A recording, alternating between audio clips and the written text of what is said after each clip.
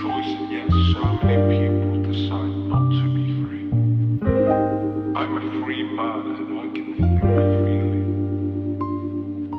They think we're crazy. They call us freaks. But I honestly don't think Joe, we're just happy. I just don't get it. I see parents crying as they walk into the layout room. Expressions on their faces tells of tragedy and doom. As a son, I think of my own folks and I start to cry. Why do we gotta go through these things, please, oh God, why? I know we got no right to question your will, oh Lord.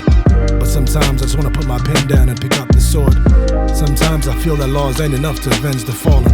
What's jailing a man gonna do for the family of that poor woman? What's 25 to life gonna do for those motherless children? I hope that man would just rot in hell for the pain that he's caused them. But who am I to judge based on my human emotions? Some say we're only human and that some of us are still evolving. We pretend to the rest of the world that all seems okay when, in fact, we brush aside issues affecting our own nation. I wish these higher-ups would come to their senses. Don't they see our mothers die while we seeing life through different lenses? I wish they could feel what it's like to go to a hospital and get told there are no beds, so you gotta sleep on the floor along with everybody else, and get waking up at night with a stench of death and get told to go home because they don't have any more meds. It's reality, but not for those who have the power. It's our tragedy. The rich get richer by the hour. That's disparity. When the fine line between rich and poor is a metal fence that separates the settlements from a 15-floor complex. I'm often told I shouldn't complain because I got 2 arms and 2 legs and a God-given brain, and how I should get off my ass and look for a job so I can get paid and then struggle to feed my family while being on a minimum wage. It's ridiculous. $50 could buy you so many things when I was a kid. Now $50 is only loose change to these little kids. I wish I could go back to them days, but it is what it is.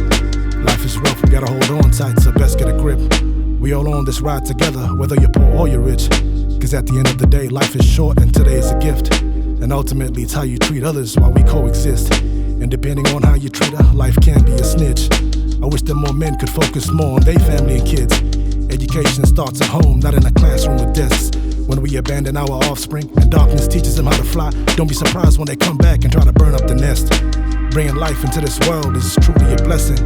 You may not plan for it, but God did, even before creation.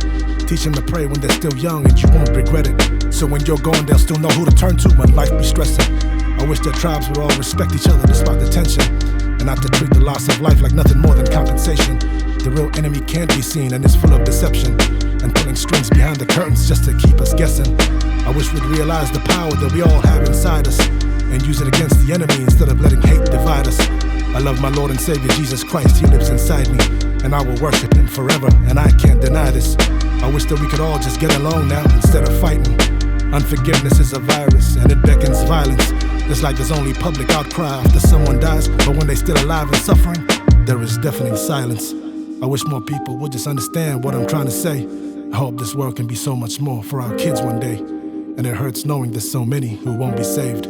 Dear Lord, teach us to be more human in the most Christ-like way.